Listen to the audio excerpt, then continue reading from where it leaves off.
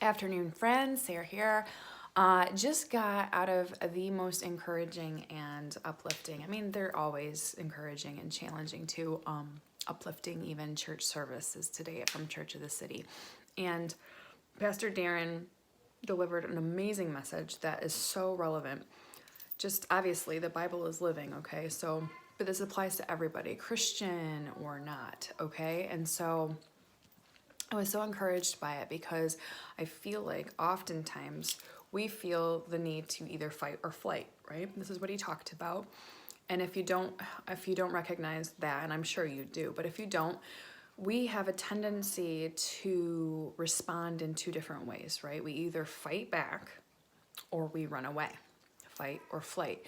And what Pastor Darren talked about today was the third way, the way that Jesus talked about in the Sermon on the Mount. Oftentimes, the eye for an eye, tooth for a tooth thing is taken completely out of context where we retaliate, right?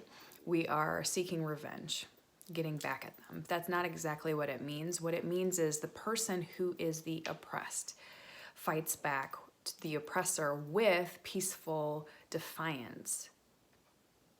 Did you hear me say that? It's not a fight response, but it is a peaceful defiance to regain dignity, okay? There's a story about a guy, you probably could look it up now, even to this day, about Julio Diaz, I think, from the Bronx. Some time ago, he got off the bus to go to his favorite diner after work. He went there all the time and was in the middle of being mugged. Okay, so I'm giving you a real life example, a relevant example of what the third way Jesus was talking about looks like, okay? Because it's not fight, it's not flight. What it does is it makes the oppressor question themselves. It makes the oppressor feel convicted if we all responded this way. So pay attention. Julio is about to be mugged by a kid, okay? He's got a knife and he demands Julio's wallet. And Julio not only gives him his wallet, he said, well, wait, I'm sure you're about to go rob some more people, so it is chilly out. Why don't you take my coat as well? What if you were this kid with a knife in your hand and you're robbing this person? Is that the response that you're expecting? Absolutely not. So he takes the coat. He's like, well, I don't understand what you're doing. He's like, well, if you're willing to risk your freedom for a couple bucks, you obviously need it a little bit more than I do. He's like, listen, all I was going to do is have dinner tonight. Maybe you're hungry. You want to join me?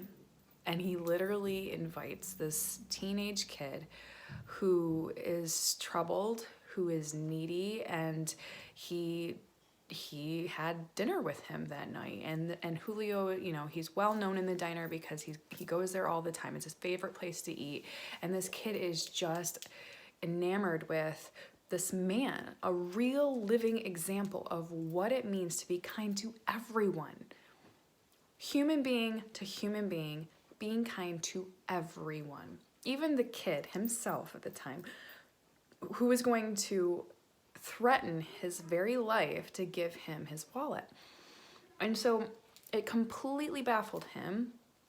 And the check came, and Julio said, well, you could pay for it because I don't have any money, or you could give it back to me and I can, you know, treat you and give you some bucks. And something to think about, okay? So this is the third way.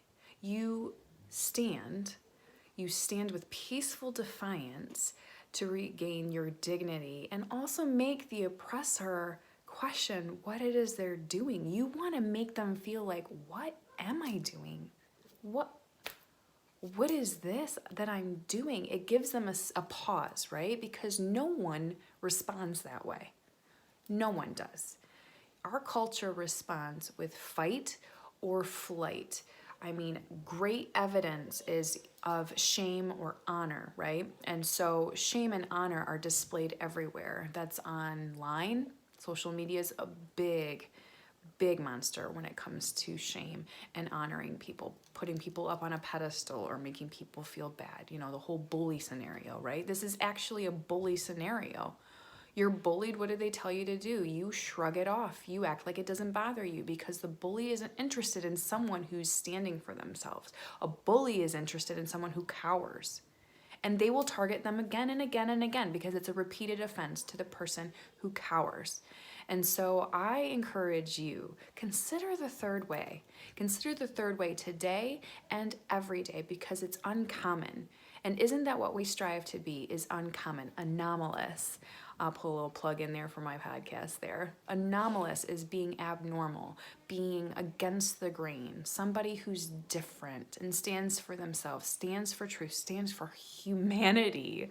Okay, let's respond with the third way, not fighting, not running away, but with dignity, stand your ground, with peaceful defiance, not judging the person, not shaming the person for being oppressive, but like just helping them see.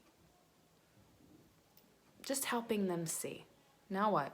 Did you get what you wanted? Now what? You good? It's not like you're kind of calling them out, right? It's convicting.